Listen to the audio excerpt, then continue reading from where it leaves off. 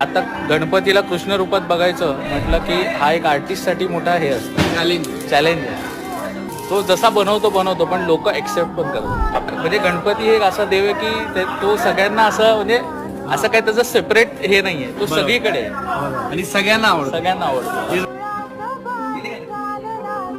रेश मारताना श्वास थांबवायला इथून त्याच्या नजरेने जे लोकांकडे बघण्याची मजा आहे